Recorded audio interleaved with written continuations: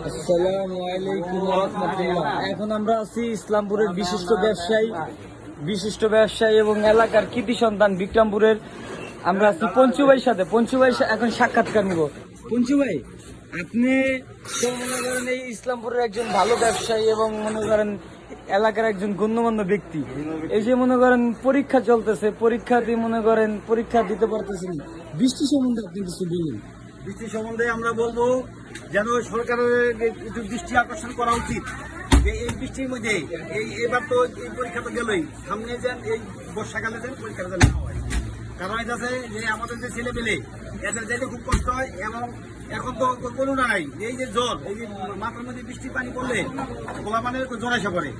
এই জন্য আমরা সরকারকে দৃষ্টি আকর্ষণ করে বলবো যে যেন এই বৃষ্টির মধ্যে এই মাসে এই বর্ষাকালে যেন পরীক্ষাটা যেন না হয়, এটা যেন সামনে যেন ঘুরাই দেয়। থ্যাংক ইউ পঞ্চু ভাই, অসংখ্য ধন্যবাদ। আপনি এত বড় একটা আপনার সময় দিয়ে আমাদেরকে কিছু কথা বললেন। তো আগামী পর্বে আবার নতুন কিছু নিয়ে অবশ্যই হাজির হবো। সুস্থ থাকুন, ভালো থাকুন, আল্লাহ হাফেজ।